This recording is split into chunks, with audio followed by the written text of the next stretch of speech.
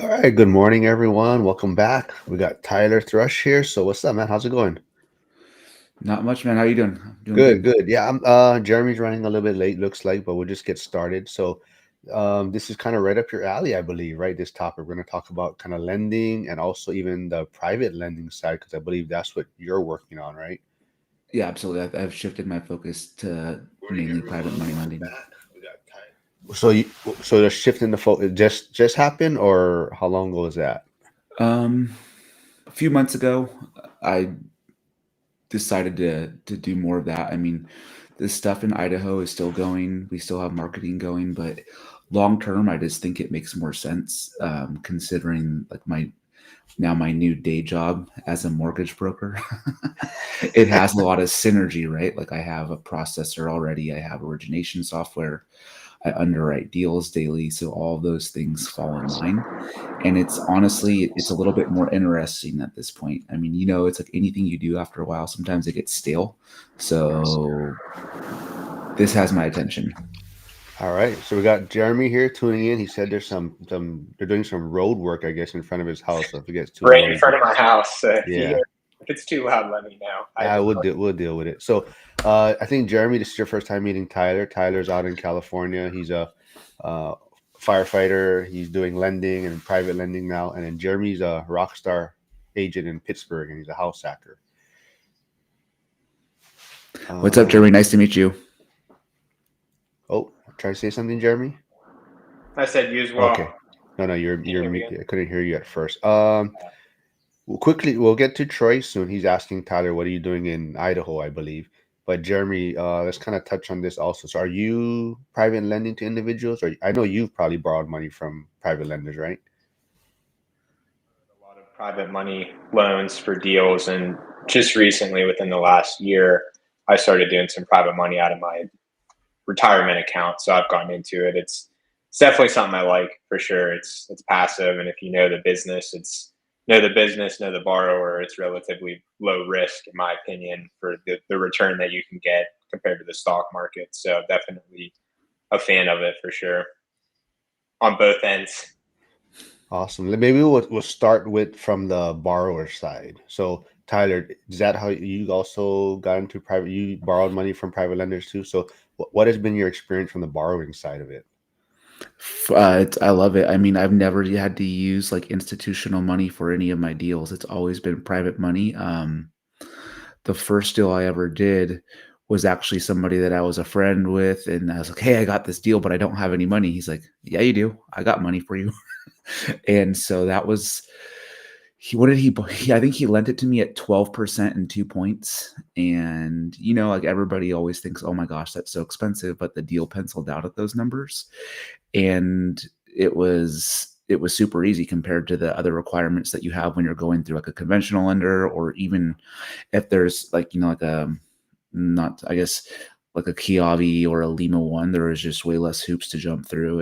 And since that point, it's always been that way where whoever my lenders are, it's as easy as a text message or an email. Hey, I have this deal.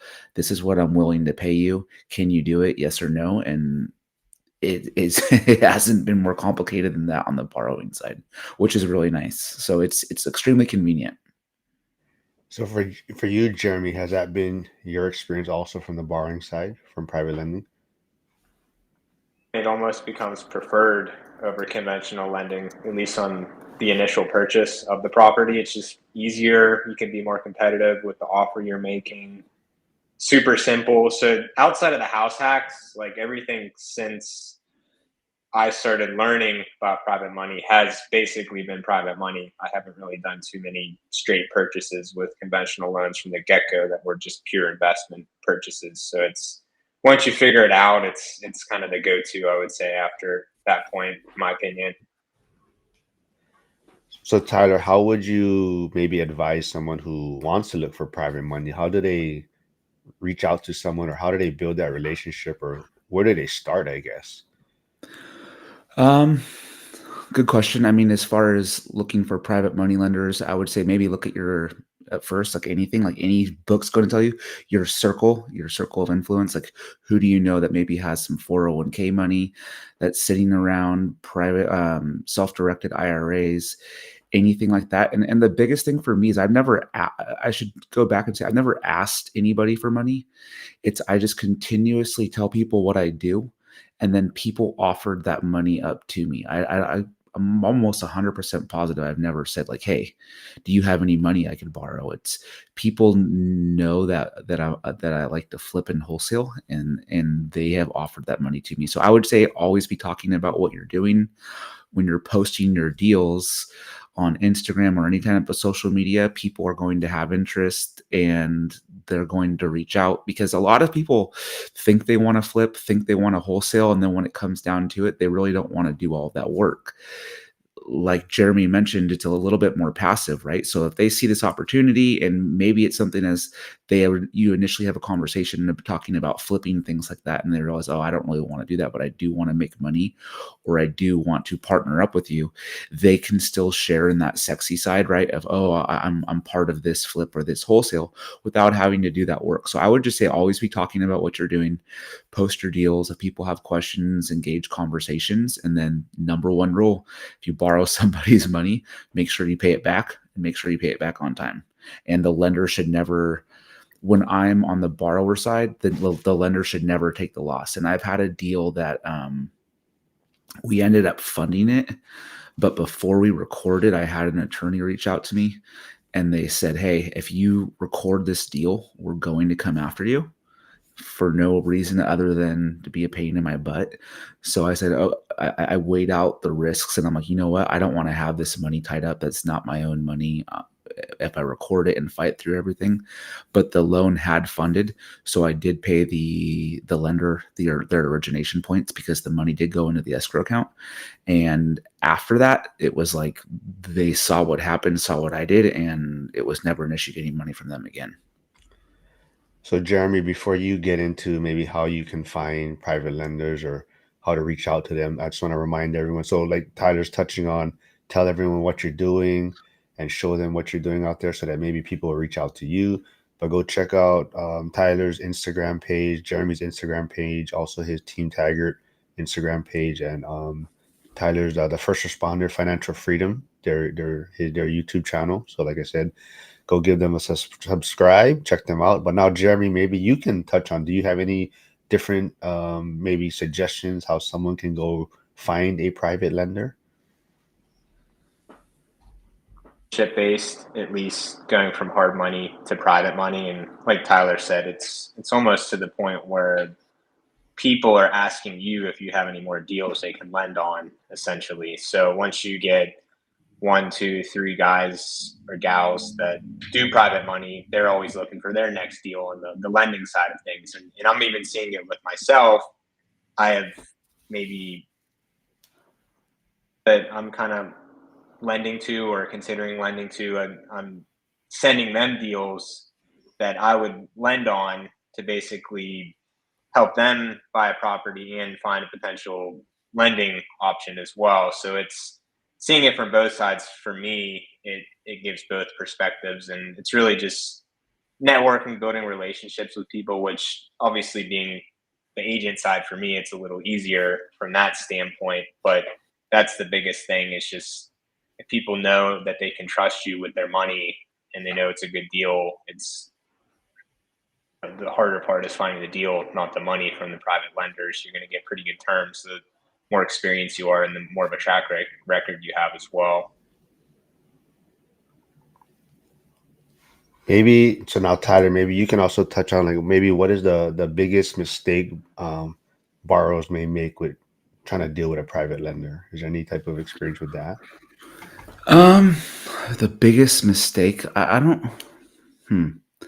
have one off the top of my head. So if Jeremy does, he can hop in. I'm trying to think, but I mean, I don't know if it's directly like with the private lender. I think again, it goes back to people focus so much on the interest rate that they don't want to do any deals, or the origination fees that they don't want to do any deals. It's like, to me, it's a line item. It's like, if carpet's $5,000 or if carpet's $7,000, does the deal work with either one of those numbers? And if it does, then do the deal. So I would say enter your interest, enter your origination points or any fees that their lender's going to charge you. And if the deal works, the deal works. As you gain experience and you have a portfolio and you want to maybe, I mean, you want to shop around and get lower rates, that's obviously a possibility. For me, it's always been like convenience, speed, and then knowing that that money's there. So I don't really ever haggle with people, and I think that's the biggest thing. If you're going to be a pain in the butt to the lender, they're just going to go find somebody else who's a lot easier to lend to. So I guess that's the biggest one is if they're lending your money, make it as easy as possible on them to lend you that money. Any thoughts on that, Jeremy? Sorry, I'm trying to share this reel with everyone so that they can check us out right now. Sides too, because even as a borrower, I'm willing to pay an extra point, an extra percent or two if I know it's going to be super easy, no appraisal, no bugging me all the time, asking for updates 24/7, sending people out to look at the property. If I know it's going to be, I get the money, I'll update you as stuff happens and then pay you back at the end. At this point for me, it might be worth an extra little bit to pay them for the ease of that. So I think it just depends on the stage you're at too. But even on the lender side, same thing. Like Tyler said, if the borrower is going to make it easier on me, I want it to be passive. That's the reason I'm doing it over a flip myself. I'm factoring that in as well, to the point where I might give somebody a higher percentage LTV on the loan, or maybe lower the point or two if I know they're, say, considering me and another person. If I know they're an easy borrower, then I'd be glad to kind of give them a little better terms than, say, a newbie that's somebody that's just on their first property. So it's on both sides. I think you can with that as far as if they're easier to work with or not. Has one of you ever regretted borrowing money for a deal from a private money lender? No. No, I've regretted using my own cash on a deal. True, yeah. 'Cause I would say the other side of the coin there. I think you get lazier that way. Like I've always realized, like I think we were talking about this before, Mark. Like if I have a couple of deals going, and one of them is a deal that I paid all of my own cash for whatever reason, you think that that deal would take top priority, but it always goes like to the back of the list for me, and I'm worried about focusing on the deals that I have private money on to make sure that they get paid first. Yeah, like I can think honestly, most of the deals that I've paid my own cash for usually take the longest and get the least attention, which is kind of a, like I said, you think it would be the other way around. And see with those ones. What about any red flags you've seen in private lending in terms of like maybe a borrower may miss with who they're working with or anything? Any red flags you guys look out for? Like as far as a borrower going to a private money lender, what they should look out for? Yeah. I don't know. I would always do due diligence, right? Like on both sides, who are you getting into business with? Do they have good reviews? Are there people that refer you to them? I would think maybe like upfront fees. If they're charging like a large upfront fee and it seems a little suspect. Obviously, like there's certain people that are going to pay like an underwriting fee, like a 595 underwriting fee or an inspection fee, something like that. But outside of that, yeah, I would be wary, and fraud's everywhere. So I mean, I would always say on both sides, right? People think that it's not, but I mean it is. So I would always do my due diligence, especially when you're wiring large sums of money. I would make sure that the person's legit. Anything, if it's too good to be true, a lot of times there's a catch. I think with what we've seen on the agent side with some of our clients that use hard money lenders that we've never worked with, where we've seen issues, is a lot of times they won't even end up funding the deal. They'll get to a few days before closing date, say they're good, and then they bail at the last minute, and the client can lose the deal over that. Or they'll throw in, they know they had the client on the hook essentially. A few days before closing, they'll add in extra fees, knowing that the client's basically in a position where they're screwed if they don't move forward, and they'll just tack these fees on.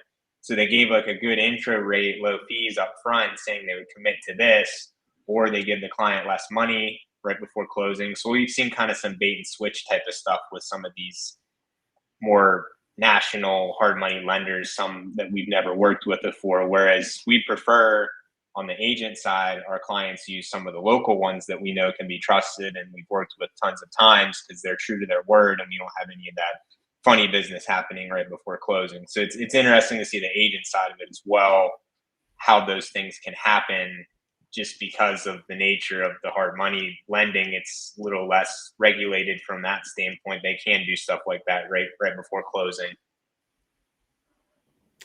Now, from the lending side, how do you vet borrowers, Tyler? Like, how do you vet who you're working with? Track record, ask them for a list of deals that have recently been completed. And then, like I'll go look and make sure that that person was on title or their entity was on title, make sure that their entity's in good standing.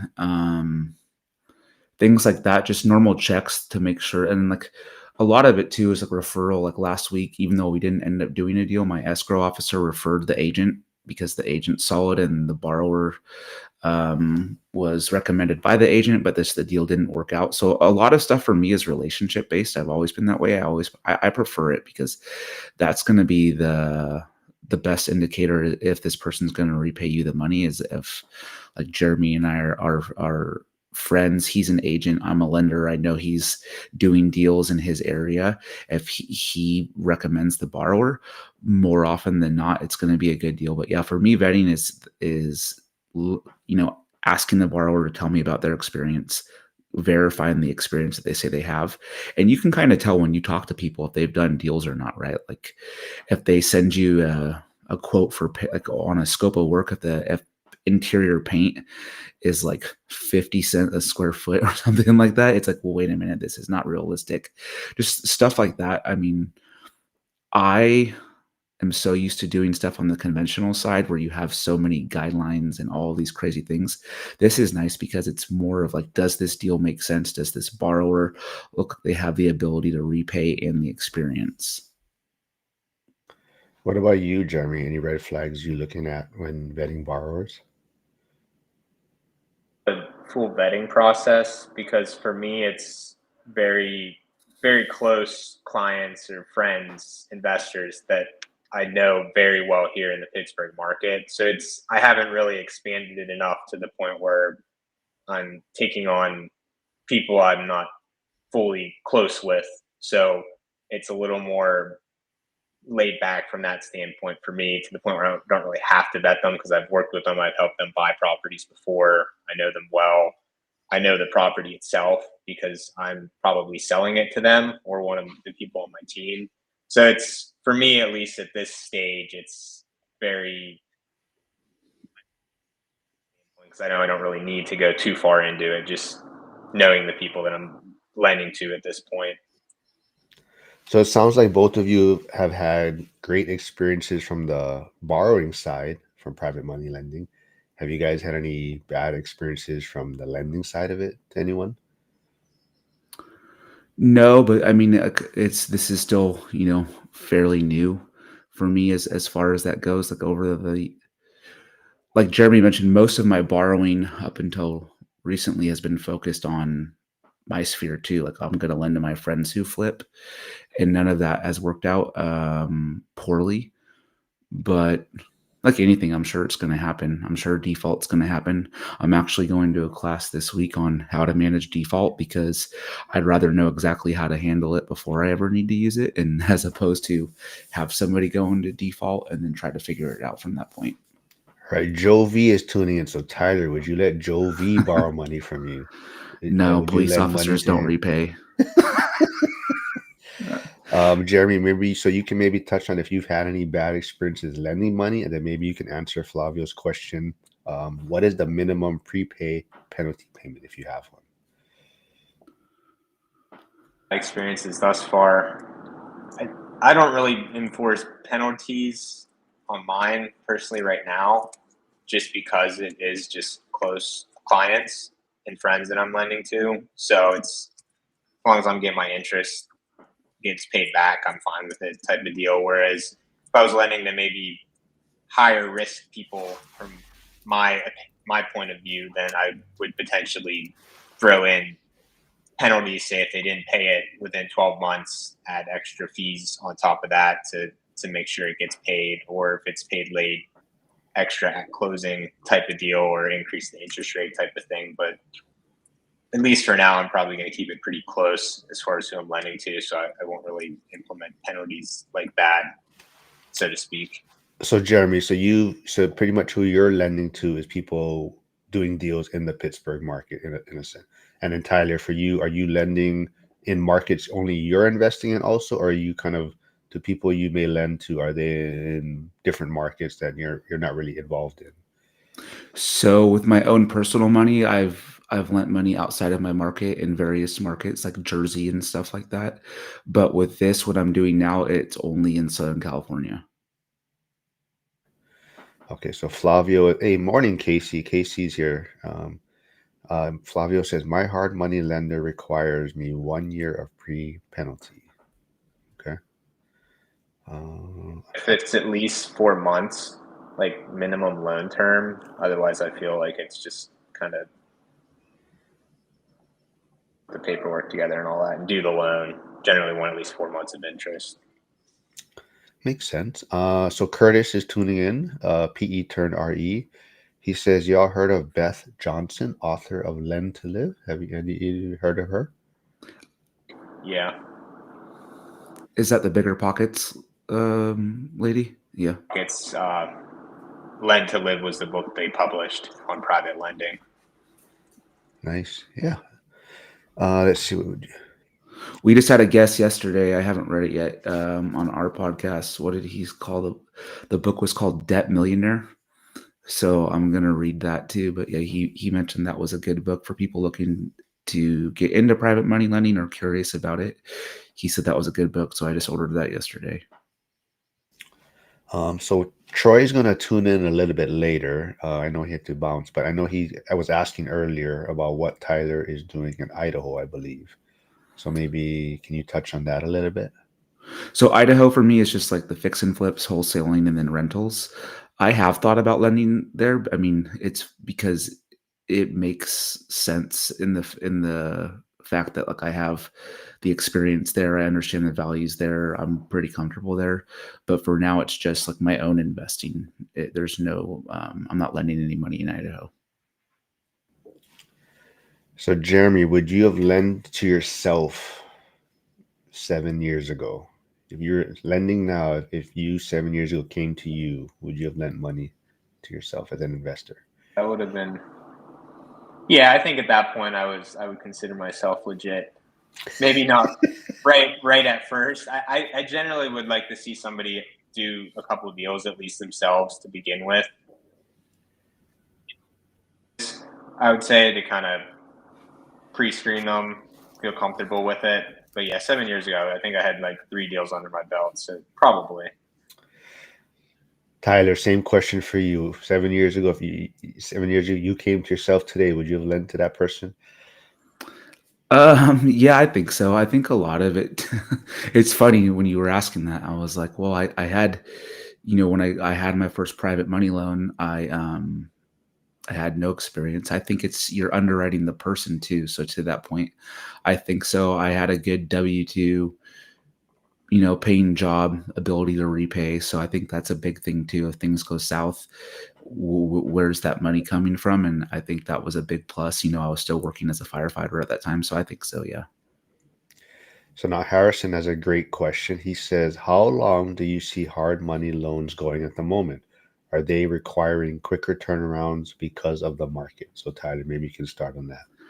I think most, operators, as long as they're buying at a big enough discount and they have a good enough strategy, then I don't think it's going to affect anything. I think most terms are anywhere 6 to 12 months. I like 12 months just because it doesn't well, as a borrower and a lender, because it doesn't put pressure on either person, or I'm sorry, as the flipper to turn and burn that house, right? And I think um, what is happening is they're looking at what is the ARV are we going to have them put more money down because we think that we might be going into a buyer's market and the ARV is going to decline? Then I would say you're going to require more money down. And for me, I would be focusing more on a lot of entry level stuff, nothing that's above the entry level price point. So like in Southern California, let's say that the starter home is 750. Those are the homes that I'm going to be looking at. And I know that's crazy, but that's true. I think in my county, I want to say like starter homes are close to $1 million right now, which is so asinine, but it is what it is. So for me, like lending, I don't want to be anywhere above the starter homes, right? That's the way I've flipped too. I've never wanted to go above the entry level home for flips because that's the most insulated portion of the market. And it actually made me feel good the other day listening to Pace Morby.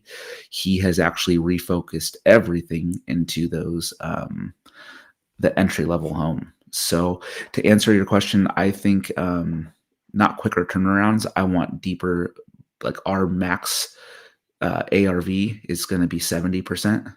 Max loan to value compared to ARV is going to be 70%. And then we're just going to stick to that. Yeah. And like I said, we're not going to go for any. I would rather do those deals all day long than anything above that. Jeremy, you have any thoughts on that? Oh, shit. Especially with the market kind of softening up a bit on the loans, maybe I'll want a little more cash out of pocket from the borrower right off the bat. Maybe I'll do draws rather than give them all the money, collect interest monthly rather than collect it at the end. So just things to make the loans more bulletproof, you could say. And 100% agree on the fact that sticking with the median price point or lower, mainly because those properties can still make sense as rentals. You can refinance them if they don't sell. But if you're going in a 50% or higher than the median price point in the local market, that's not going to make sense as a rental. So it's another additional layer of risk that if the borrower can't sell it where they want, they have to sell it. So they may not get the money they want to get from it, to the point where you could be kind of additional risk with that. So same thing there on the borrower side too. I agree with that. Just right now in particular, just insulate yourself from the market, potential market softening, especially because we've kind of seen that a little bit all throughout the country recently. Big Val from North Carolina is tuning in. He's asking, what's a good way to structure from the borrowing side for somebody new to private money? Tyler, maybe you first. I mean, have a conversation with your lender. I would never name a price or an interest rate until, I mean, you have no clue what they're looking for. Maybe they have money in a CD at 2% and they want 7 or 8%. But I think it's just a conversation. For me, I have, as time has gone on, I just let people know what I'm willing to pay. So when I send it out, it's like, hey, I have this deal. I'll pay you 10% in 1 point and I'll do a 12-month term. And then that's all I say. And like I said, it's usually text or email. But as far as structuring it, without a track record, it's hard to ask for all payments deferred until close. But I like doing that now for sure. I don't like making payments until the deal closes, especially if well, now I'm not, but like when you're doing a bunch of deals at one time, that eats into your monthly cash flow pretty quickly, right? Like if you're doing 5 or 6 deals at once, those monthly interest payments are going to add up. So I would ask at that point, I would ask for no payments, but you have to have a track record to prove it.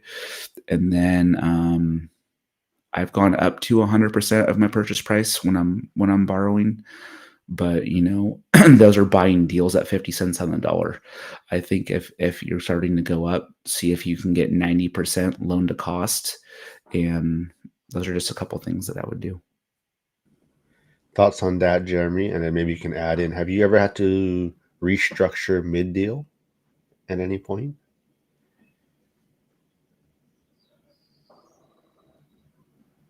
You're mute. I don't know. I can't hear you. Structure on any of mine now. Okay. So any advice for Val, how to structure, for someone new looking to borrow? Where you're at, like a lot of lenders Some of them will want 10 to 20% down of the purchase price. Some will lend 100%. From a borrower standpoint, if you could get the least amount of money out of your pocket, you can delay interest payments till closing, delay the points till closing. That's an ideal scenario, especially if you don't have a ton of liquidity when you're kind of first starting. I think it's maybe a little more important to minimize your out of pocket costs if you can.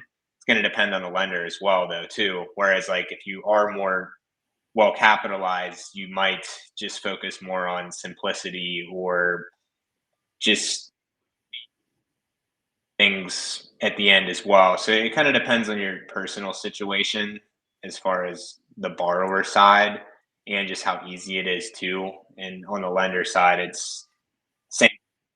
It's have the down payment of the purchase. You have when the interest payments are going to happen, if you're going to collect any interest up front or not. When the points are going to be collected, generally there's 1 to 2 points collected either at closing or you pay those off when you pay the loan off as well. So just, I think knowing as a borrower when you're newer how all of those factors can be weighed in and figuring out what works for your position and where you're at as far as how you want to try to set it up for yourself. Tyler, so Flavio's asking, do you get your deals from wholesalers? Not usually. I've always done my own marketing. And so as far as how do you guys think, would you guys say lending is passive income or maybe passive risk? What's your guys' thoughts on from the lending side of it for you folks? I think it's more passive than other things in real estate, like flipping, wholesaling. I think even maybe more so than owning rentals too. Which is why I want to do more of it going forward, especially if it's close people you're lending to. You can do that you would probably have to put more work into if it was somebody that you weren't and had to do more underwriting or be more strict with things. So you can get it to the point where it's just close borrowers. It can be very passive. Just do the paperwork up front and then the payoff at the end, and you're good to go. Hold on there. Oh, what's up, Kenny? Thanks for stopping by. I guess Jen is probably in the Lady of ORAT's call right now, so you're finding something to do. So thanks for stopping by. But but I'm gonna have maybe Tyler. This is slightly off topic, but I think Steven might still be here. So I don't want Jeremy to answer it because Jeremy's probably going to be a little biased. But Tyler, so there's Steven is new to the school community. He is in Canada. He's looking to invest in Pittsburgh. But here's his question for the group. Am I moving too fast? First time investor. I've been studying the market for 14 days, narrowed down 3 neighborhoods, taking advice on networking with different agents. He's networked with 5 of them, different investors. I found a property that fits my goals, cash flow in a good neighborhood and low risk, almost rent ready. Home just needs a very small cosmetic needs. The numbers fit my needs, even at the most conservative number. Should I sit it out for the property and just watch it or pull the trigger? So do you think he's moving too fast, or what would maybe you advise this individual? He's moving too fast because it's only been 14 days. I don't think so. Everybody has their own speed, right? Like if you're confident in the numbers, if the numbers make sense, and if the worst case scenario also makes sense, then I would say pull the trigger. I always told guys, if you can cover your rent with 1 overtime shift, and that's the worst thing that you have to do for a year until you sell it, then yeah, I would do it. And that's obviously dealing with firemen. I would say, like, on the flip side of that, I have a buddy that I was in the tower with, didn't buy anything forever, and then he bought 8 properties in like 1 year, and I was like, what the hell are you doing? Not because I don't think he's capable of paying it off, but it was like, you haven't proven the market. He leveraged pretty highly and he didn't allow anything to stabilize. But I think buying one, going through the process, understanding the process, see how things pencil out, see if your rent numbers and your capex numbers all are close to what you originally were forecasting for, and then adjust. then yeah, do it. I just always would say that make sure that your initial numbers, that you're confident on them, and I guess we can put this on the lending side too. If underwriters tell you it's not a good deal, or if an appraiser tells you the house is worth less than what you think it is worth, there you go. You have free expertise. Well, not free. The appraisal costs money, obviously, but like you're having experts in that area tell you that it's not a good deal, then it's probably not a good deal. People get frustrated when underwriters shut stuff down, or if an appraiser comes in at a low value.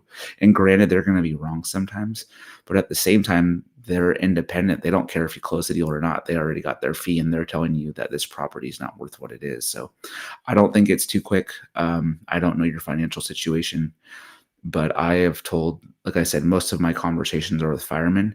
If you can carry that monthly nut for like 6 months to a year and you're good to go, then why not do it?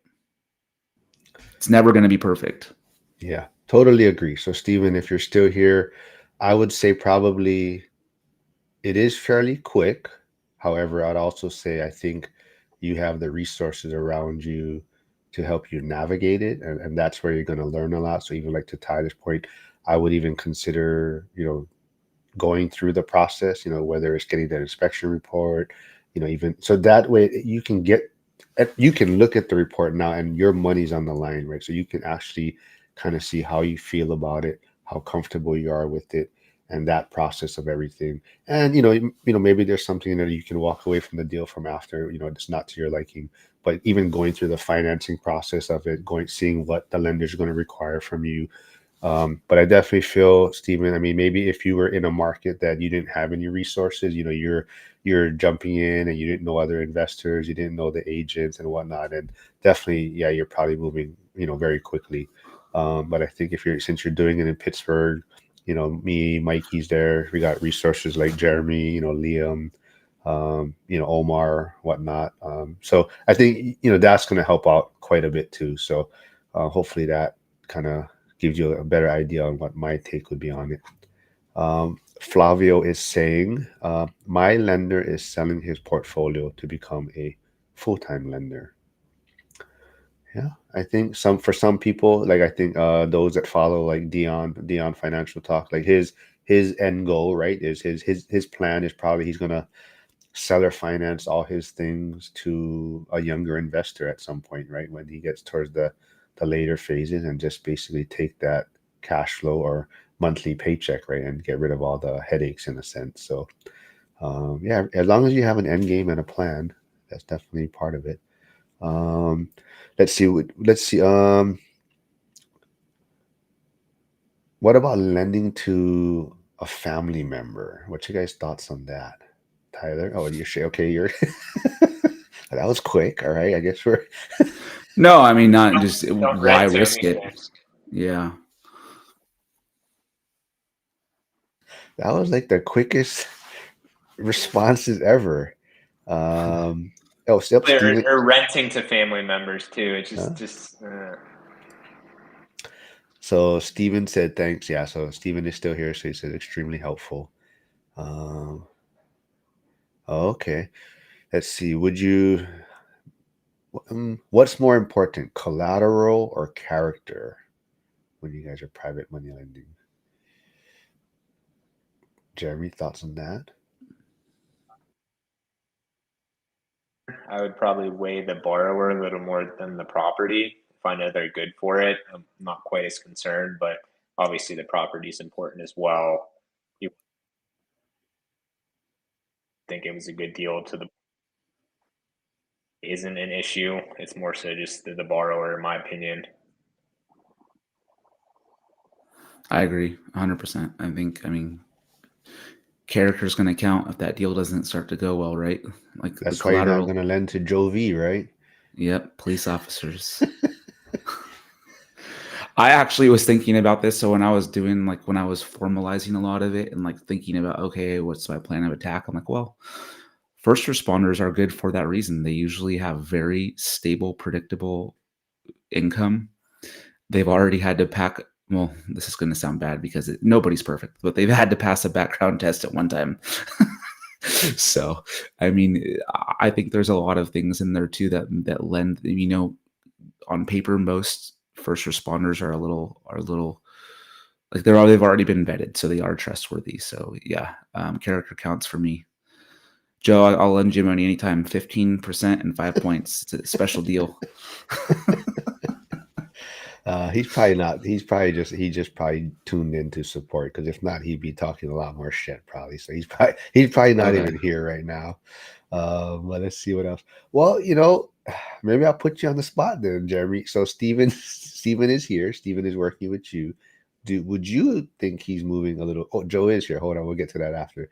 Would you say Steven maybe is moving too quickly, or how would you advise him? I think the important thing is your personal financial position. If that's rock solid, then I don't think you can necessarily move too quickly if you know you're getting a and you can trust the advice, the people that are advising you. That's probably the second most important thing I would say, because that can change things up. But other than that, I mean, it's really just a matter of when you would find a deal that is actually good, that meets your goals. I would say that you can't really say it's too quick if it is kind of fits all the bills. But yeah, personal financial position, and then worthy people to give you the information you need to have outside of the deal itself. Obviously, you don't want to be something that meets your goals and actually is a good deal. That'd be that's what I usually tell clients. Yeah, great advice. Jovi says, let's be honest. Tyler jokes, but if I wanted a loan, he'd be the first to offer. He's a great guy like that. Um, hey, what's up? The other Steven is here. So what's up, man? He's in Pittsburgh also. He moved from Orlando. He's doing a house hack in the Pittsburgh area. Flavio's asking Tyler, I believe, what area of California you investing? Most of California is investing here in Washington. So you don't invest in California, right? I do not. No. I lend in Southern California, but yeah, my investing has been in Idaho and Texas. A lot more landlord friendly states. So Flavio's, he's possibly looking for a different market. He's in Grandview, Washington, and he's thinking that he's getting priced out over there. So he's always pondering the idea of looking somewhere else to deploy his money. That's why, Um, speaking of bigger pockets with that lady, there was a post a long time ago. It's kind of funny. I think whoever posted it, maybe it was a CPA, but you can go to each city that you're looking at and they have something called a CAFR, Certified Annual Financial Report. And you can basically get this document that cities have to pay a lot of money for, that forecasts like their growth for the next few years, all their financials, their debt position, all of those things. So like when I went to Boise, I looked at that. It looks solid. You can kind of see where the growth was headed. And that's what helped make my decision. But yeah, I agree. That's why so where I live, like I said, in Southern California, houses are, like I live in a tract home that's over $1 million. It's ridiculous, right? I didn't pay that for it, but that's where everything is. That will never make sense in investing, in my opinion, as a rental community. It does not. So I looked where can I compete, and then where can I afford, again, should things go wrong. So I don't want to have a $4,000 mortgage if my tenant's not paying the rent. $800, $700, maybe up to $1,000 a month. That was a lot more palatable for me. And when I was investing in Boise starting in 2017, I was buying houses for 80 grand. So that was a lot more like in my wheelhouse at that time. Still is. I still would not pay $1 million for a rental property. yeah. It's crazy. So before we move on to other things, whatever else you guys want to talk about, but you're far from all this craziness that's going on right in California right now. Me, I live, so I'm an hour from LA. I mean, that's right where I used to work, though. I worked for LA County Fire Department, so I'm sure my old district was popping off. Yeah, and you sent me that reel one day, and that guy what was he in? A trash bin, or what was he like? They're in like those, they always do that. They're like clothing donation boxes and stuff like that. and he was hiding from the cops in there. I swear, that's the one thing I miss. You cannot make the stuff up that you see on a daily basis in those areas. And I didn't know it was my district until the video pulled back, and I'm like, hey, that's 164s. And then the funny part was, a guy I'm working with to buy a house was the guy that was using the Halligan to get him out. But yeah, it's that whole area, I'm sure, is a little wild right now. And like I said, right, that little thing was probably like $800,000 to buy if that was a home. Oh, yeah. In Yeah, fact, that's what you said. You're like, what is that, 800 grand? And for sure, that I guarantee, even in my district's area, we were always looking. My squad partner does a lot of investing too. So like when we were driving after calls, we would like look stuff up to see. We're like, dang, even here houses are super expensive. yeah, it's crazy. So this is off topic again, but like in Hawaii, somebody post. I don't know if it's true. It was posted in one of those neighborhood apps and all that. But so some roadways we have here, sometimes the traffic, people are speeding in a sense. So they started implementing putting in like these speed bumps in the middle, right? So people have to slow down. Supposedly, someone said it's $300,000 to put in one speed bump, or that's what the city says. And yeah, it's freaking ridiculous if that's true, but it isn't. Like, and someone started doing research, like what other states, like how much it costs, and like some places it was like 25,000, and so like how can Hawaii justify this costing $300,000 a speed bump and all this crap? So yeah, That's it's crazy. crazy.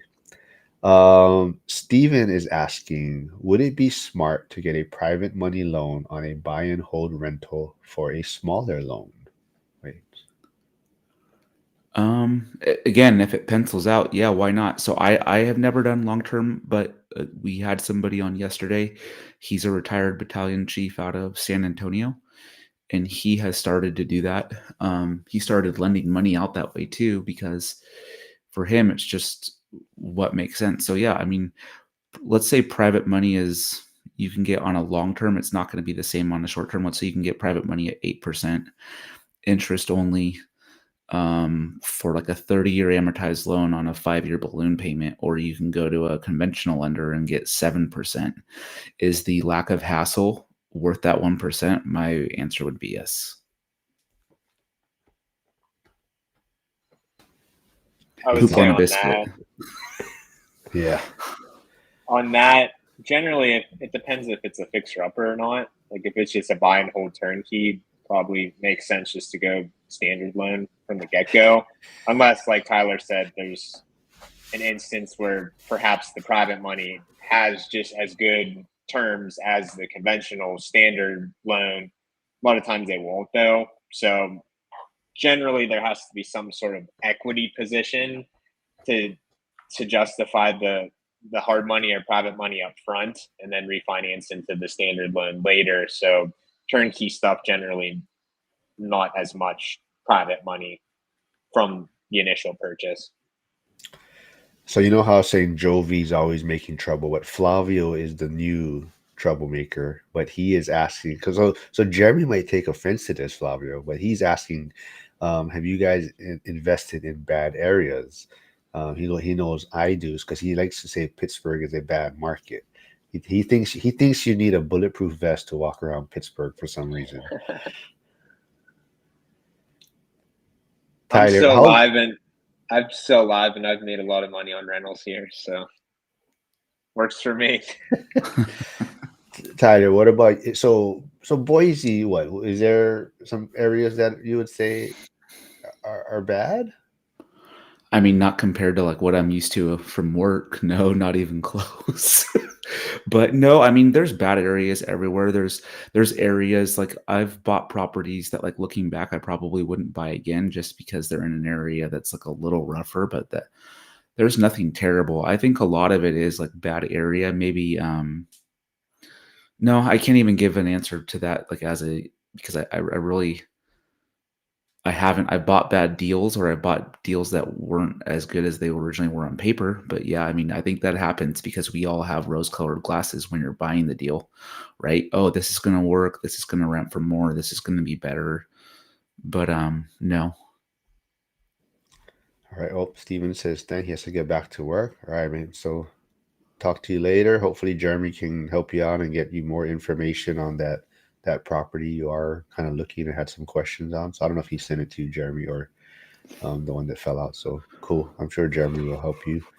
But yeah, I mean, I think this was a good one. I think a lot of people are, looking at different ways to get capital, borrow money. Lending is getting tight out there, so people are looking for different ways to be creative. I guess another thing I want to touch on, and maybe I was wrong to tell Steven this. I don't know. Maybe you guys can give your 2 cents on it. But I also kind of told him that in the beginning, you kind of somewhat have to lower your expectations. I know maybe you're looking for these neighborhoods that fit out, check off all the boxes that you're looking for and whatnot. But in the beginning, maybe depending on what your financial situation looks like and how much you have for reserves and down payment, sometimes that expectation has to be lowered slightly. Even the area, you might have to go outside a little bit further than you may want to go from the city and whatnot. But I think in the beginning, but like Tyler said, I think Jeremy probably said too, like sometimes we bought these deals that we probably wouldn't buy it today, but we did it at the time, and that was just a lever to pull to get to the next deal at some point, right? But you have to get started, you have to get chips on the table, and that way you have more levers to kind of place or move around differently later. But so yeah, I don't know if you guys have any 2 cents, or maybe, like I said, maybe that was a bad advice to give him or whatnot, but you guys can also chime in on that. Yeah, there were definitely Mm. deals like when I was starting that better fit me at that point in time, mainly because they were more cash flow focused to build the portfolio. But like now I'm focusing on more A class, higher end, newer buildings, stuff that I probably couldn't have even purchased at that point in time. So it's as you advance as an investor, those are stepping stones to build the portfolio and get you to the desired end goal. They're good properties at the beginning because it's what you can afford. So yeah, it depends on where you're at, your personal financial position.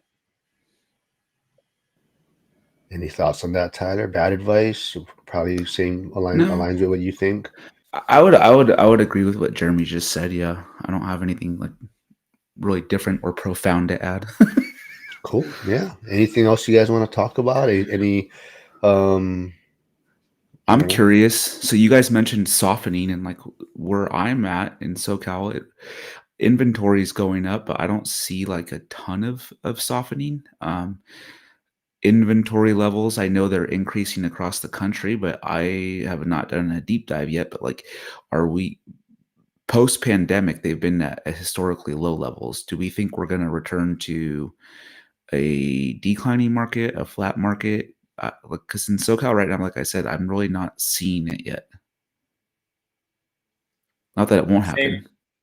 same thing here. Inventory's going up. It's not decline territory yet. I think some of the more frothy markets are decline at this Like point, Florida. but yeah, Florida, some parts of Texas, the Gulf, a little bit out west. But yeah, I think I wouldn't be surprised if by the end of the year we do hit pre-pandemic levels as a national aggregate. Like some of the more tighter markets are probably going to stay tight, but I think it's going to be more so flat to the point where most markets are probably going to turn into what I would consider buyers markets compared to sellers markets, except for maybe like very up in the Northeast. Those ones are still pretty tight. But outside of that, I think softening by meaning not a full on crash unless you're in some specific areas, but flat or maybe even slightly negative in a lot of markets is kind of what if I had to predict how it would end up. So nothing crazy, but definitely more favorable towards the buyers than it has been in a while. Yeah, definitely agree. I think, even in just looking at the Pittsburgh area, yeah, inventory's building, things are sitting longer, but same thing. I think if it's priced correctly, it's still It still moving. goes quick. Yeah, there's Multiple things that are, offers. yeah. Yeah. So Yeah, that's what I'm hearing here too. So it's always interesting. I think bad pricing is going to be exposed more Yeah. now so than ever. Yeah. And you're seeing that gap widen. Like we're still seeing people list properties for way higher than they actually will sell for, and they're sitting. Whereas if they are priced properly right away, they're going quickly. So there's not as much middle ground. There's just kind of either one or the other. It seems like lately, and the market is kind of created that, you could say. You want to say morning, JLD Systems. Thanks for tuning in. Yeah, I mean Hawaii is just kind of a very unique. It's a little different. Inventory is always tight. Definitely inventory. It is building. Things are definitely sitting on the market a lot longer, but people are still buying stuff. But Do you think? I think too that's partially a function of rates. I saw Joe's comment too. Um, I'm very interested. So today CPI came out a little bit better than expected. And let me see here. I'm thinking every time I've seen rates drop this year, just a tiny bit, activity just pops off. So I don't know, like, to what Jeremy was saying, I'm very interested to see, let's say rates drop by 0.5% or a percent, a few million borrowers enter back into the market, right? I'm very curious to see if this is a functionality of rates, if it's or what the cause is. For me, I'm thinking a lot of this is rate dependent at this point because people have been on the sidelines for so long. So I'm curious to see. I want to see what CPI, the effect it has today. Where was it? But I don't know if you can see this. Everything is green, which for mortgage-backed securities is good. Green is good, red is bad, and we're all green for the first time in a while. So I'm curious to see, like in a week or so, what the reports will be.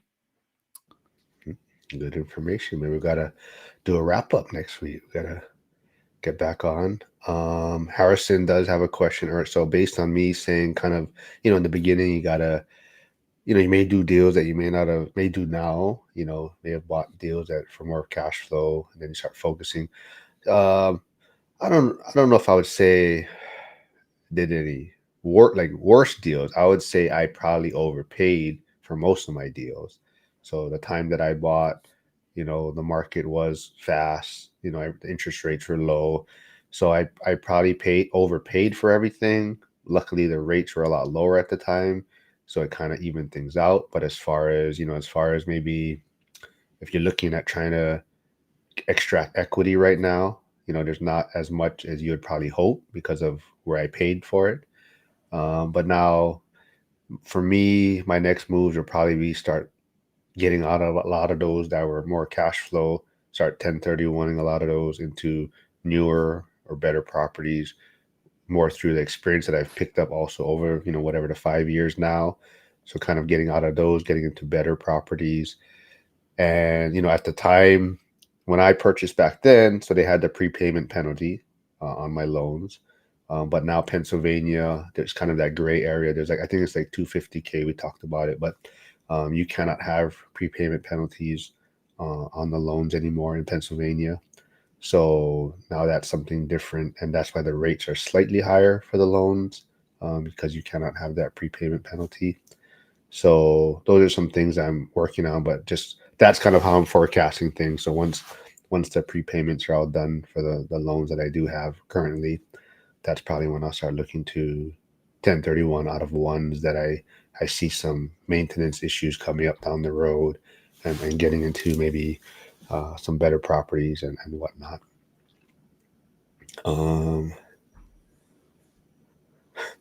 What I like those firefighters. So I don't know, Jeremy, you can be a firefighter for the day, but uh, there's no posing here. Well, maybe they're just saying the ones The that pose. calendars. Yeah.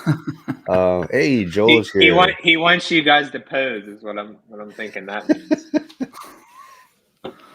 We'll be I'm meeting. retired. I'm not a fireman anymore. I'm a retired I'm out on fireman. So workers' comp So right just now. Mark's posing. No, Mark's the only one that's I'm posing. I'm waiting for shoulder surgery coming up, so that's why I've been doing so many lives. I'm like, I'm gonna take advantage of all this time off. But Jack is here. Jack is from X. He also has a podcast going on. I know he's been, I know he's buying more land. I don't know how he's been doing on that front. I know he was trying to get out of the maybe rental sides. I think maybe from a headache tenant standpoint. So I think he was trying to liquidate his rental portfolio and focus more on buying land and whatnot. But yeah, Joel Farrow's here. Lending for Entrepreneurs. I'll put his channel in the chat. He has another YouTube channel he's working on, so go subscribe to that. Let's see. Flavio says 10 years ago, everybody were happy in the 5 or 6%. Yeah. Yeah. So I'm sure Jeremy has some really low ones, but all of my investor ones are in the 4s right now. So all the ones that I have are in the 4s. I think I got like 7 of them that are like 3% locked up. Let's see. Here is Joe Farrow's Lending for Entrepreneurs YouTube channel. So go check him out. Please subscribe. He's trying to build that channel now. He also has a podcast. He's kind of slowed down on that side of things. But yeah, Joe says sorry he's late because he's always late for the lives. He pops in right when we're starting. But yeah, I don't know. Anything else you guys want to, any more stuff? Talk about what you're working on. Like I said, I'll put your guys' channel if anyone is looking to reach out to you guys for maybe private money lending or advice on it, or how you guys can help them. But where is Tyler's stuff? Hold on. Where the heck did Tyler's one go? Oh, there it is. Sorry. Here's Tyler's Instagram page. And you can go check out the First Responder Financial Freedom on Instagram. And then Jeremy has his Taggart and whatnot. So yeah, Jeremy's helping a lot of people in Pittsburgh. A lot of people love working with him. Him and Liam. So go reach out to them to help you guys out. Like I said, Steven's probably gonna. Hopefully, Jeremy can get some information to figure out why that property just fell out, or it looked like it went contingent and then put back on the market. So Jeremy can help out. You're seeing a lot of that recently. I think like skittish buyers a lot of times too. Once the market kind of starts to get a little softer, people get in their head a bit more. It seems like. Yeah, I definitely. I think a lot of that too is just how the world is going right now, or the economy. There's so much uncertainty, and people get in it, and then like you're saying, right? Maybe something comes up, and they say, they got cold feet and whatnot. So I think there's definitely a lot of opportunities out there right now. So people that have been investing for a while, I think there's going to be a lot of opportunities to take advantage of in the next year or so. So keep doing the work. If you're running out of capital, reach out to like Tyler, Jeremy, see if they can help you, see if they can lend you some money. Joe V might reach out to Tyler right after this. California only, Joe. See if these guys can help you and get some deals done. And if you're looking for properties or need an agent, also go reach out to Jeremy if you want more information on Pittsburgh. But yeah, thanks for doing this, fellas, and we'll